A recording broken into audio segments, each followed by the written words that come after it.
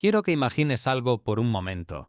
Una ciudad entera en caos, dos ambulancias que no pueden moverse, un policía alcanzado por un disparo, tres personas baleadas en un estacionamiento, conductores comunes atrapados en una autopista federal con personas encapuchadas moviéndose entre los carriles exhibiendo armas de fuego. Y todo esto ocurriendo en 7 puntos diferentes de Cleveland, Ohio, en menos de 5 horas, en una sola noche. Ahora quiero que imagines que mientras todo eso pasaba, la persona que lo estaba coordinando estaba sentada a 60 millas de distancia, en su casa, con un teléfono, actualizando Instagram, No como observadora. como directora de operaciones. Cada publicación que ella hizo esa noche correspondía milimétricamente, esa es la palabra que usó la fiscalía, milimétricamente, a un nuevo registro de despacho policial en Cleveland. Eso no es especulación. Eso está en los registros judiciales del Tribunal de Causas Comunes del Condado de Cuyahoga. Y cuando la Fiscalía presentó esa cadena de evidencia en el tribunal, pieza por pieza, timestamp por timestamp, la defensa no tuvo absolutamente nada que decir. Quédate conmigo hasta el final de este caso porque lo que la jueza Akira Krovov dijo antes de pronunciar la sentencia te va a mostrar exactamente qué pasa cuando alguien llega a un tribunal creyendo que el arrepentimiento borra la evidencia. Y la evidencia dice otra cosa. Todo lo que están a punto de escuchar en este video está verificado por registros judiciales del Tribunal de Causas Comunes del Condado de Cuyahoga, documentos policiales del Grupo de Trabajo de Street Takeovers de Cleveland, imágenes de vigilancia, registros de redes sociales, registros de llamadas, mensajes de texto y cobertura de investigación periodística independiente del caso. No hay especulación aquí, no hay relleno. Todo lo que escucharás en los próximos minutos tiene una fuente documental que lo respalda. Y eso es exactamente lo que hace que esta historia sea tan impactante, porque no necesita exageración. La realidad de lo que ocurrió esa noche es suficientemente perturbadora por sí sola. Esta es la historia de Ashlyn Rogers, de 23 años, residente de Lakeside, Ohio, sin antecedentes penales, sin historial de conflictos con las autoridades, una joven que hasta el 28 de septiembre de 2024 no era conocida por las fuerzas del orden de ninguna jurisdicción. Y es también la historia de la noche en que 7 tomas de calle consecutivas paralizaron Cleveland, Ohio, en menos de 5 horas, coordinadas remotamente por esa misma joven desde una distancia de 60 millas, usando exclusivamente un teléfono celular y una cuenta de Instagram, mientras las primeras 4 de esas 7 tomas de calle ocurrían sin que ella hubiera pisado la ciudad. Pero antes de ir a esa noche, necesito que entiendas algo que la mayoría de los reportes sobre este caso no mencionan en la apertura, porque la Fiscalía lo guardó para el momento más estratégico del proceso judicial. Ese detalle cambia completamente la forma en que lees todo lo que sigue. Así que, ¿vamos a empezar por ahí? Ashlyn Rogers no improvisó el 28 de septiembre de 2024. Eso es lo primero que tienes que saber. No fue un impulso, no fue una idea espontánea que se le ocurrió esa tarde mientras miraba el teléfono. No fue la primera vez que algo así sucedía bajo su coordinación. Los investigadores del Grupo de Trabajo de Street Takeovers de Cleveland, durante el análisis forense de sus cuentas de Instagram y sus registros de mensajes después de su arresto, descubrieron un patrón que precedía a esa noche. Takeovers anterior A's. Organizados con los mismos mecanismos, los mismos canales cerrados de Instagram, las mismas técnicas de coordinación en tiempo real, el mismo sistema de actualización de ubicaciones para mantener a los participantes siempre un paso adelante de la respuesta policial. Septiembre de 2024. No fue el debut de ese sistema, fue la versión más grande y más ambiciosa de algo que ya había sido ejecutado antes, y esa distinción importa enormemente, porque cuando la Fiscalía la presentó en el tribunal, transformó completamente la narrativa que la defensa había construido durante meses. Ahora, para entender la escala de lo que se construyó la noche del 28 de septiembre, necesitas conocer las otras 2 piezas del sistema, porque Ashlyn Rogers no operaba sola. Tenía 2 cómplices con roles muy específicos dentro de la estructura de esa operación.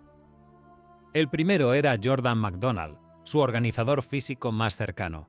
En los días previos al 28 de septiembre, McDonald había recorrido Cleveland de forma sistemática, no como turista, no casualmente, sino como alguien ejecutando un reconocimiento logístico deliberado. Visitó intersecciones, midió el flujo del tráfico, evaluó cuáles calles tenían el espacio necesario para contener decenas de vehículos realizando maniobras simultáneamente. Identificó los puntos de entrada y salida de cada ubicación posible. Básicamente, preparó el terreno físico con la misma precisión con la que Aislinn preparaba el terreno digital. La noche del 28, McDonald conducía un Dodge Charger gris 2023, y ese vehículo aparecería capturado en imágenes de vigilancia en las 7 ubicaciones de esa noche, todas y cada una de ellas. El segundo era Tyreek Lowry, de 21 años, de Garfield Heights, el explorador de campo del grupo. Su rol era la inteligencia terrestre de la operación. Era el hombre que iba antes de tiempo, caminaba físicamente por las calles seleccionadas como posibles ubicaciones, confirmaba qué intersecciones funcionarían bien para el tipo de evento que estaban planeando, analizaba cómo fluiría el tráfico cuando llegaran los vehículos y reportaba esa información de regreso a la cadena de planificación. Mientras Aislinn coordinaba el componente digital y McDonald ejecutaba desde el volante esa noche, Lowry había sido la preparación logística del terreno físico semanas antes. 3 personas. 3 roles perfectamente diferenciados. Un sistema diseñado, con suficiente detalle y anticipación, para que una ciudad entera no pudiera responder a tiempo a lo que estaba a punto de desatarse. La noche del sábado 28 de septiembre de 2024 en Cleveland, Ohio, comenzó exactamente como cualquier otro sábado por la noche. Tim Beck llevaba más de una década operando su camión de fiesta por la ciudad. Era su negocio, su rutina, algo que conocía bien. Esa noche tenía pasajeros que iban a algún evento nocturno, el tipo de servicio que había hecho cientos de veces sin incidentes. Los conductores de la ciudad seguían sus rutas habituales. Los paramédicos hacían sus turnos regulares de guardia. Un policía franco estaba en algún punto de la ciudad viviendo la noche como ciudadano común, sin estar de servicio, sin ninguna razón para anticipar lo que estaba a punto de pasar. Nadie en Cleveland esa noche, ninguno de los civiles que serían afectados, ninguno de los primeros respondedores que pasarían horas intentando contener lo que venía, tenía la más mínima razón para pensar que esa noche sería diferente a cualquier otra. Y eso era parte del diseño, porque no había señales visibles para quien no supiera exactamente dónde mirar. No había volantes circulando, no había publicaciones en plataformas abiertas donde alguien pudiera encontrarlas, no había anuncios públicos de ningún tipo. La coordinación había ocurrido en línea horas antes del primer evento, a través de cuentas de Instagram en canales cerrados dirigidos específicamente a un público seleccionado dentro de la escena de Street Takeovers, gente que conocía el código, que sabía cómo leer las actualizaciones, que sabía aparecer cuando llegaba la señal. Para cualquier persona fuera de ese círculo, lo que estaba a punto de ocurrir en 7 puntos diferentes de Cleveland era completamente invisible hasta el momento en que explotaba frente a sus ojos. A las 11:10 de la noche, la primera señal llegó. Primera toma de calle. 11:10 p.m. East 55th Street Con, Woodland Avenue. La intersección explotó sin previo aviso. Cientos de personas aparecieron de la nada, como si hubieran estado esperando en todos los ángulos al mismo tiempo. Los carros bloquearon el tráfico en todas las direcciones de forma simultánea. Humo de llantas cubrió la calle tan rápidamente que los conductores que llegaban por los carriles adyacentes no entendieron lo que estaban viendo hasta que ya era demasiado tarde para dar marcha atrás. Los motores rugían mientras los conductores hacían maniobras en círculo y los espectadores se aglomeraban alrededor, formando una barrera humana que cerraba cada posible salida. El camión de Tim Beck quedó atrapado en el centro de todo eso. Tim había frenado pensando que era tráfico normal, uno de esos bloqueos ocasionales que cualquier conductor de la ciudad ha vivido. Entonces vio a la multitud, escuchó los motores, entendió que no era tráfico, y antes de que pudiera reaccionar, los participantes habían rodeado completamente el vehículo. Bloquearon las puertas, bloquearon las ventanas. Tim y sus pasajeros quedaron físicamente encerrados dentro del camión, sin posibilidad de salir. Entonces alguien exhibió un arma de fuego. Luego otro. El ambiente dentro del vehículo pasó de confusión a miedo genuino en cuestión de segundos. Una ventana fue rota. Más de $1,000 en daños a un vehículo de negocio que Tim había construido durante más de una década. La empresa que había hecho la conversión original del camión ya no existía, lo que hacía el reemplazo todavía más complicado y costoso. Para Tim Beck, esa noche no fue solo un momento de terror que pasó, fue un golpe directo al corazón del negocio que había levantado con años de trabajo. Mientras Tim procesaba lo que acababa de sucederle, Aislinn Rogers actualizó el Instagram desde Lakeside, a 60 millas de distancia. sin haber estado presente en ningún momento de lo que acababa de pasarle a Tim Beck y a sus pasajeros. 26 minutos después, segunda toma de calle, Lee Road Con, Miles Avenue. más vehículos. Más intersecciones bloqueadas desde todos los ángulos. Y aquí es donde quiero que guardes ese número, 26 minutos, porque ese número se va a repetir a lo largo de toda la noche y cuando entiendas por qué, va a cambiar la forma en que lees todo lo que sigue. Ese intervalo no fue accidental, no fue una coincidencia de timing, no fue el resultado de cuánto tardaban los participantes en moverse de un punto a otro. Ese intervalo fue calculado con precisión, basándose en el tiempo de respuesta promedio de la policía de Cleveland. Ashlyn Rogers sabía exactamente cuánto tardaban los agentes en recibir el despacho, llegar a la ubicación y empezar a dispersar la multitud. Y sabía que 26 minutos era tiempo suficiente para que la policía respondiera a dónde estaban, pero nunca suficiente para llegar a dónde iban a estar. Cada vez que la policía llegaba a una dirección y encontraba los restos de una toma de calle, la multitud ya estaba instalada en la siguiente. Ashlyn no estaba improvisando los tiempos, los estaba ejecutando. 11:58 de la noche. Tercera toma de calle. East 105th Street, Con, Martin Luther King Jr. Drive. Y aquí es donde la noche dejó de ser solo una toma de calle y se convirtió en algo fundamentalmente más oscuro. Una ambulancia intentó pasar por esa intersección. La multitud bloqueaba el camino. Los agentes que respondieron al evento intentaron abrirle paso al vehículo de emergencia mientras manejaban simultáneamente a los participantes y los espectadores. Y en medio de esa situación, un participante sacó una pistola de airsoft y le disparó a un policía, 2 veces.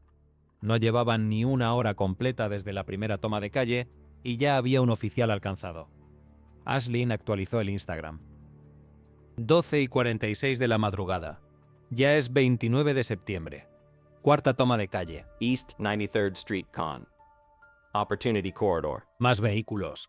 Más intersecciones bloqueadas. Y esta vez, una segunda ambulancia fue retrasada mientras intentaba llegar al hospital. En 2 eventos separados en la misma noche, el socorro de emergencia no pudo moverse libremente por la ciudad, porque las intersecciones que necesitaba atravesar estaban siendo ocupadas por tomas de calle activas.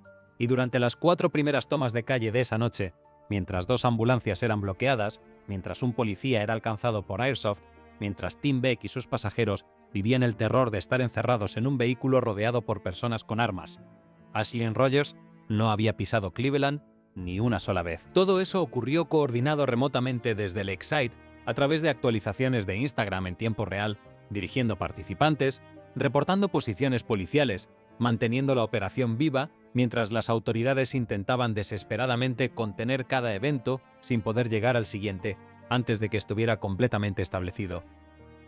Pero entonces, a la 1:17 de la madrugada, eso cambió. Ashlyn Rogers llegó en persona a Cleveland. Conducía un Infiniti Q50 blanco 2020. Llegó a la zona de la West 25th Street con Lorraine Avenue, donde aproximadamente 80 a 100 vehículos habían sido posicionados para bloquear los 4 lados de la intersección de forma simultánea. Una operación logística de esa escala no ocurre espontáneamente, requiere coordinación previa precisa para que ese número de vehículos llegue desde diferentes puntos y ocupe cada ángulo de una intersección al mismo tiempo. Carreras, fuegos artificiales, maniobras y Ashlyn Rogers en el centro de todo eso en vivo en Instagram, transmitiendo desde dentro del evento mientras las cámaras policiales de Cleveland la capturaban desde el otro lado de la calle. Tómate un segundo para procesar eso. 2 fuentes documentando exactamente el mismo momento al mismo tiempo desde ángulos opuestos, su propio Instagram en vivo, que ella controlaba, y las cámaras de la policía de Cleveland, que no. Cada segundo de esa quinta toma de calle quedó registrado en paralelo en ambas fuentes, sin posibilidad de discrepancia entre lo que ella decía que estaba haciendo y lo que la policía registró que estaba haciendo. Alrededor de las 3 de la madrugada, la sexta toma de calle estalló en el estacionamiento del Broadway Shopping Plaza. Y aquí la situación escaló a un nivel que ya no tenía nada que ver con bloqueos de tráfico. Hubo disparos. 3 hombres fueron alcanzados por proyectiles de arma de fuego en ese estacionamiento. 3 personas baleadas en el mismo evento, en la misma noche, dentro de la misma cadena de actividad coordinada. Y la noche todavía no había terminado. Alrededor de las 4 de la madrugada, Séptima toma de calle. Interstate 90 Con, West 117th Street. No era una intersección de barrio, no era una calle residencial ni una avenida comercial. Era una autopista federal, la enero del 90, una de las arterias de tráfico más importantes del norte de Ohio. Los participantes usaron conos de construcción para bloquear físicamente la autopista. Cuando el tráfico se detuvo y los conductores quedaron atrapados en sus vehículos sin posibilidad de avanzar ni retroceder. Individuos encapuchados salieron de los vehículos estacionados y comenzaron a moverse entre los carriles, acercándose directamente a los conductores atrapados, exhibiendo armas de fuego. Se dispararon fuegos artificiales directamente sobre la autopista en movimiento, y entre los conductores atrapados en esa autopista, esa noche, estaba el policía franco que había estado viviendo su noche libre como ciudadano común. Estaba en su propio carro, en la enero del 90, rodeado de personas encapuchadas con armas, sin poder actuar, sin poner en riesgo a los civiles a su alrededor. Se quedó ahí, grabando lo que pasaba. Y la frustración que salió en voz alta en ese video, que quedó documentado, no era solo la frustración personal de un policía atrapado en una situación que no podía controlar. Era el sonido de una ciudad entera que había pasado casi 5 horas sin poder defenderse de algo diseñado con precisión para que no pudiera responder a tiempo. 7 tomas de calle. 7 ubicaciones diferentes en Cleveland. Menos de 5 horas. 2 ambulancias retrasadas. Un policía alcanzado por Airsoft. 3 personas baleadas. Una autopista federal bloqueada. Armas exhibidas a conductores civiles comunes. Y en el centro de todo eso, un celular, una cuenta de Instagram y una joven de 23 años de Lakeside, Ohio. Si llegaste hasta aquí y sientes que esto vale tu tiempo, que este tipo de investigación documentada, sin relleno, sin especulación, con registros judiciales reales detrás de cada afirmación, es exactamente lo que buscas, entonces te voy a pedir algo antes de seguir. Suscríbete al canal ahora mismo si todavía no lo has hecho y activa la campanita, porque cada semana hay un caso nuevo aquí, con la misma profundidad, el mismo nivel de documentación, la misma calidad de investigación.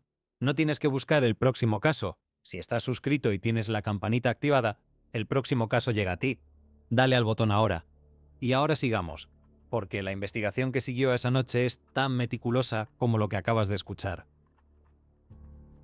En los días posteriores al 28 de septiembre de 2024, el grupo de trabajo de Street Takeovers de Cleveland comenzó el proceso de reconstrucción forense de lo que había ocurrido esa noche.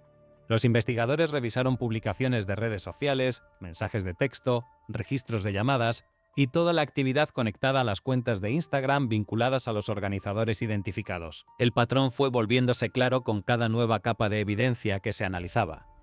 Aislinn Rogers no había tomado decisiones impulsivas esa noche. Había elegido las ubicaciones con días o semanas de anticipación. Había estudiado y calculado los tiempos de respuesta de la policía de Cleveland con suficiente precisión para usarlos como cronómetro operacional. Había mantenido a los participantes informados en tiempo real sobre la posición de las unidades policiales mientras los agentes intentaban contener cada evento y moverse hacia el siguiente. La operación tenía estructura, tenía roles definidos, tenía un sistema de comunicación y de coordinación que había funcionado exactamente como fue diseñado. Las imágenes de vigilancia capturaron el Dodge Charger gris 2023 de Jordan McDonald en las 7 ubicaciones de esa noche, todas y cada una de ellas sin excepción. Eso no era coincidencia. McDonald no era un participante que había seguido a la multitud de un punto a otro, era el organizador físico de la operación en terreno, el hombre que había reconocido las ubicaciones con anticipación y que había estado presente en cada una de las 7 tomas de calle ejecutando su rol. Después de que la noche terminó, McDonald tomó una serie de decisiones que la fiscalía describiría posteriormente como evidencia directa de conciencia de culpa. Retiró las placas del Dodge Charger, intentó repintar el vehículo para alterar su apariencia y borró la cuenta de Instagram que había sido usada en la coordinación de esa noche. 3 acciones deliberadas de alguien que sabía exactamente qué había hecho y entendía las implicaciones de que las autoridades conectaran ese vehículo y esa cuenta a los eventos del 28 de septiembre. Tyreek Lowry también fue identificado durante la investigación como figura central de la estructura operativa del grupo, el explorador de campo que había preparado el terreno logístico semanas antes de esa noche, caminando físicamente por las intersecciones seleccionadas, confirmando cuáles funcionarían para el tipo de evento que se estaba planeando, reportando esa información de vuelta a la cadena de planificación. El 15 de octubre de 2024, Jordan McDonald fue detenido. Los cargos, 23 en total. Se declaró inocente. Tyreek Lowry también fue arrestado en las semanas siguientes. El 22 de octubre de 2024, el grupo de trabajo viajó a Port Clinton y llegó a la residencia de Ashlyn Rogers en Lakeside con una orden de cateo. Lo que encontraron en esa residencia fue exactamente lo que los investigadores esperaban encontrar, basándose en el análisis forense de la evidencia digital. El Infiniti Q50 blanco 2020, 2 armas de fuego incluyendo un rifle, y el celular, el teléfono específico conectado a las cuentas de Instagram que habían coordinado toda la operación de esa noche. Ashlyn Rogers fue detenida en Port Clinton ese mismo día. Los cargos, motín agravado, perturbación del servicio público y posesión de herramientas criminales. El caso fue trasladado al Tribunal de Causas Comunes del Condado de Cuyahoga. Ashlyn Rogers presentó declaración de inocencia. Un juicio por jurado fue programado para el 11 de junio de 2025. Y entonces, en un movimiento que sorprendió a quienes seguían el caso de cerca, Ashlyn hizo algo inesperado antes de que el juicio comenzara. Aceptó un acuerdo de declaración. Se declaró culpable de motín agravado y perturbación del servicio público. A cambio, el cargo de posesión de herramientas criminales fue retirado. Como parte del acuerdo, Ashlyn también renunció formalmente al Infiniti Q50 blanco 2020. El vehículo fue incluido específicamente en la especificación de decomiso de bienes del acuerdo, con el número de BIN B175012. Junto con el celular, que había sido el instrumento central de la coordinación de esa noche.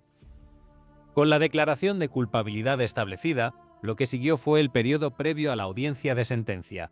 Y durante esos meses, el equipo de defensa liderado por el abogado Brad Wolf trabajó sistemáticamente en construir la imagen más favorable posible de Ashlyn Rogers para presentar ante la jueza. La estrategia era clara y reconocible: convertir a Ashlyn en la figura de una joven que había cometido un error grave, que se había involucrado en algo que se salió de control, pero que había tomado pasos concretos, verificables y sostenidos hacia la rehabilitación y la responsabilidad personal. Terapia individual, terapia de grupo, participación en grupos de apoyo comunitario, reflexión personal documentada, nuevas amistades y entornos más saludables. Responsabilidad asumida desde el momento en que aceptó el acuerdo. La narrativa era que la Ashlyn Rogers, que llegaría a esa audiencia de sentencia, no era la misma persona que había coordinado 7 tomas de calle desde su casa el 28 de septiembre, que el proceso legal y el proceso personal habían producido genuinamente a alguien diferente, alguien que entendía el daño que había causado, alguien que merecía la oportunidad de reconstruir su vida sin una condena de prisión que la seguiría por el resto de sus días.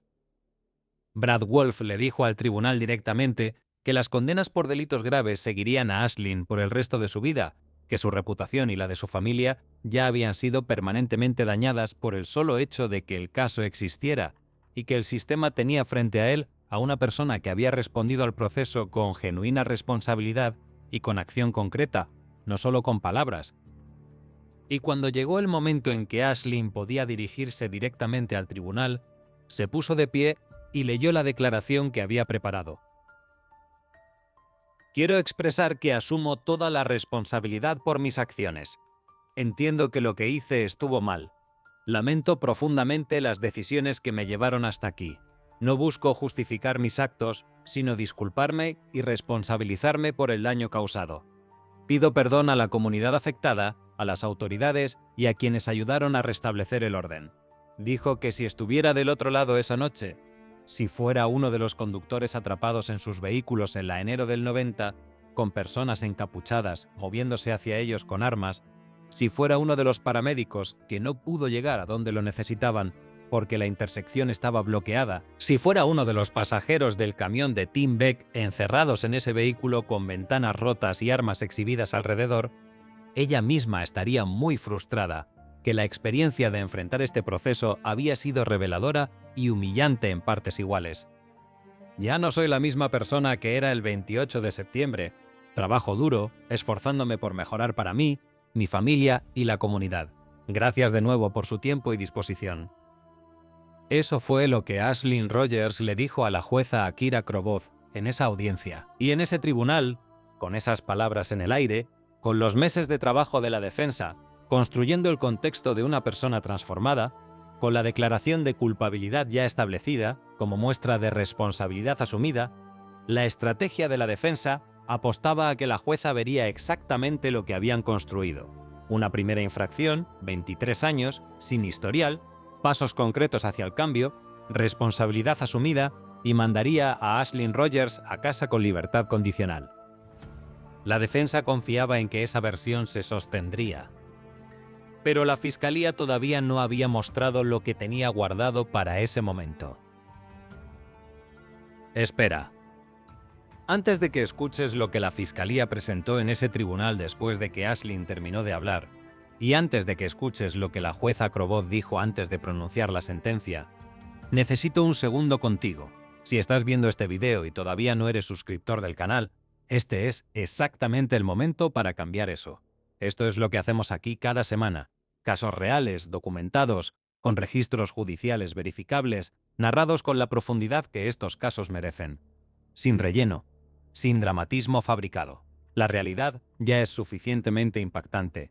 Lo único que hace falta es contarla bien. Suscríbete ahora, activa la campanita y no te pierdas el próximo caso. Y ahora, lo que la fiscalía guardó para ese momento. La fiscalía no presentó un argumento, presentó una cadena. Y hay una diferencia fundamental entre las dos cosas, porque un argumento puede ser rebatido, puede ser cuestionado, puede ser interpretado de diferentes formas según el punto de vista desde el que lo leas. Una cadena de evidencia documental, donde cada eslabón corrobora al siguiente y la cadena completa no deja espacio para interpretación alternativa, es una construcción diferente. Y eso fue exactamente lo que la fiscalía puso frente a la jueza Kroboth en esa audiencia. El primer eslabón de la cadena eran las publicaciones de Instagram de Ashlyn Rogers de la noche del 28 de septiembre, con timestamps exactos registrados por la plataforma. Cada actualización de ubicación, cada aviso sobre la posición de las unidades policiales, cada redirección de participantes hacia la siguiente dirección. Todo con hora, fecha y metadata de plataforma que lo vinculaba directamente a la cuenta de Ashlyn y al dispositivo desde el que fue publicado. El segundo eslabón eran los registros de despacho policial de esa misma noche, con timestamps exactos registrados por el sistema de comunicaciones de la policía de Cleveland. Cada llamada de emergencia recibida, cada unidad despachada a cada dirección, cada tiempo de respuesta documentado desde el despacho hasta la llegada al lugar. La correspondencia entre los timestamps de las publicaciones de Instagram de Ashlyn y los registros de despacho policial era, en la palabra de la fiscalía, milimétrica. Cada actualización que Ashlyn publicaba, redirigiendo a los participantes hacia una nueva dirección, correspondía con los registros mostrando que la policía había llegado a la dirección anterior y estaba en proceso de dispersar esa multitud. El cronómetro que Ashlyn había calibrado basándose en los tiempos de respuesta de la policía quedó documentado en los propios registros de la policía. El tercer eslabón eran los videos de las cuentas de Instagram de los propios participantes, imágenes que ellos mismos habían publicado durante los eventos que mostraban el Infiniti Q50 blanco de Ashlyn Rogers en la West 25ª Street, su cara, su Instagram en vivo activo desde dentro del evento. Material que los participantes habían generado y publicado voluntariamente, que corroboraba exactamente lo que los registros de despacho policial documentaban desde el ángulo opuesto. El cuarto eslabón eran los registros de llamadas y mensajes de texto recuperados durante la investigación, conectando a Ashlyn Rogers, Jordan McDonald y Tyreek Lowry durante las horas previas y durante los eventos del 28 de septiembre, documentando la coordinación entre los tres roles del sistema operativo que habían construido. El quinto eslabón eran los artículos encontrados en la residencia de Port Clinton durante el cateo del 22 de octubre, el celular, las armas, el vehículo, todos directamente conectados a la actividad documentada de esa noche, todos corroborando lo que la evidencia digital ya mostraba. Y entonces llegó el sexto eslabón, el que Ashlyn no vio venir, el que la defensa no tenía forma de responder. Los registros de las cuentas de Instagram y los mensajes recuperados durante la investigación revelaban que septiembre de 2024 no había sido la primera vez que Ashlyn Rogers había coordinado este tipo de actividad usando este tipo de sistema. había un patrón anterior, Takeovers previos. los mismos mecanismos de coordinación, los mismos canales cerrados, las mismas técnicas de actualización en tiempo real. El mismo diseño operativo ejecutado antes del 28 de septiembre. La Fiscalía le dijo al tribunal con claridad directa que los eventos de esa noche no representaban un episodio aislado de mal juicio de una joven que se había involucrado en algo que se salió de control. Representaban la versión más grande y más ambiciosa de un sistema que ya había sido desarrollado, probado y ejecutado con anterioridad. Si retiras un eslabón de esa cadena, los otros 5 siguen encajando perfectamente. Si retiras 2, los 4 restantes todavía construyen el mismo cuadro. La cadena era cerrada. No había entrada por donde pudiera entrar una interpretación alternativa. Y Aislinn Rogers, sentada en ese tribunal, lo sabía, porque había estado en el centro de cada eslabón. La jueza Akira Kroboth tomó la palabra. No pronunció la sentencia inmediatamente. Primero habló, y lo que dijo en esa sala, antes de pronunciar la sentencia, es el centro real de este caso. Es la razón por la que este video existe, porque lo que la jueza Kroboth articuló ese día en el Tribunal de Causas Comunes del Condado de Cuyahoga captura exactamente qué pasa cuando el sistema judicial enfrenta a alguien que construyó un argumento de rehabilitación sólido y bien documentado, pero la evidencia disponible construye un cuadro que ese argumento no puede contener.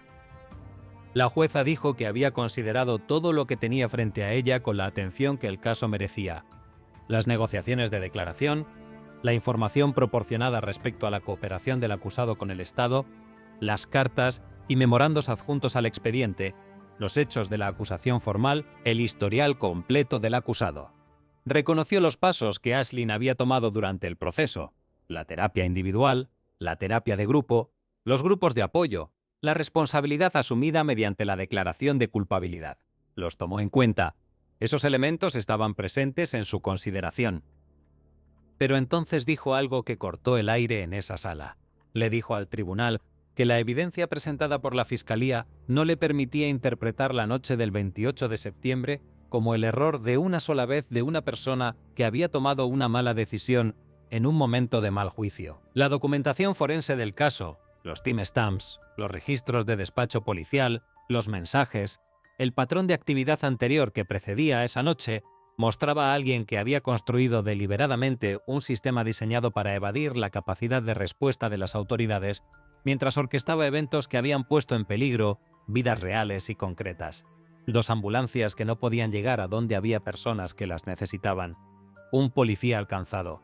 3 personas baleadas. Conductores civiles comunes atrapados en una autopista federal con individuos encapuchados acercándose a sus ventanas con armas. Y un patrón documentado que precedía a esa noche específica. La jueza Kroboth dijo, con palabras que no dejaban espacio para ninguna interpretación diferente, que cuando alguien calcula con precisión los tiempos de respuesta del sistema de emergencias de una ciudad y usa ese conocimiento como herramienta operacional para mantener el caos activo, mientras ese sistema intenta responder, el arrepentimiento expresado en el tribunal, por genuino que pueda ser, no puede borrar lo que esas decisiones produjeron en esa ciudad y en las personas que vivieron esa noche. Y entonces pronunció la sentencia. 18 meses de prisión por perturbación del servicio público, 12 meses por motín agravado, cumplimiento concurrente, 18 meses en total, 2 años de libertad condicional después de su liberación. Crédito de 2 días ya cumplidos. Y entonces, el detalle que deshizo cualquier esperanza que Aislinn o su defensa pudieran haber tenido de que el buen comportamiento o algún programa de reducción de condena pudiera acortar esos 18 meses. Aislinn Rogers no es elegible para liberación anticipada debido a la condena por perturbación del servicio público. No hay reducción posible, no hay salida anticipada por buen comportamiento, no hay programa que acorte esa condena. 18 meses completos, sin excepción. El Infiniti Q50 blanco 2020 fue confiscado en su totalidad y transferido a la División de Policía de Cleveland. El celular fue confiscado y transferido a la misma autoridad. Los instrumentos de coordinación remota de esa noche, el vehículo y el teléfono que habían sido las herramientas operacionales del sistema que Aislinn Rogers había construido, quedaron ahora en posesión de la misma policía de Cleveland que había pasado casi 5 horas esa noche, intentando responder a las 7 ubicaciones que ese teléfono había activado. Ashlyn Rogers se sentó en ese tribunal creyendo que terapia documentada, arrepentimiento expresado, primera infracción verificable y responsabilidad asumida serían suficientes para que la jueza la mandara a casa con libertad condicional. Había construido, junto con su equipo de defensa, el argumento más sólido que esa narrativa permitía construir. Pero lo peor para esa estrategia no había llegado todavía al inicio de esa audiencia. Había sido guardado específicamente para ese momento por una fiscalía que sabía exactamente qué efecto tendría. Y lo que la fiscalía presentó no fue un argumento que pudiera ser rebatido, fue una cadena que no tenía entrada por donde pudiera entrar la narrativa de la defensa, timestamp. Tras timestamp, ubicación tras ubicación, registro de despacho tras registro de despacho, cada actualización de Instagram de Ashlyn correspondiendo exactamente al momento en que la policía llegaba a la dirección anterior y la multitud ya estaba instalada en la siguiente. 7 tomas de calle en Cleveland, Ohio, 5 horas, un celular, 18 meses sin posibilidad de liberación anticipada. Si llegaste hasta el final de este caso, quiero que me dejes saber algo en los comentarios, porque hay un detalle específico de esta historia que me quedó más que cualquier otro. Y no fue la sentencia, y no fue el Instagram en vivo, mientras las cámaras policiales la capturaban desde el otro lado de la calle en la West 25ª Street. Fue el intervalo de 26 minutos. El hecho de que Ashlyn Rogers había analizado los tiempos de respuesta de la policía de Cleveland con suficiente precisión para diseñar toda una operación de 7 ubicaciones alrededor de ese número, 26 minutos, suficiente para que la policía llegara, nunca suficiente para impedir el siguiente evento, y que ese mismo número quedó documentado en los propios registros de despacho policial que la fiscalía presentó como evidencia.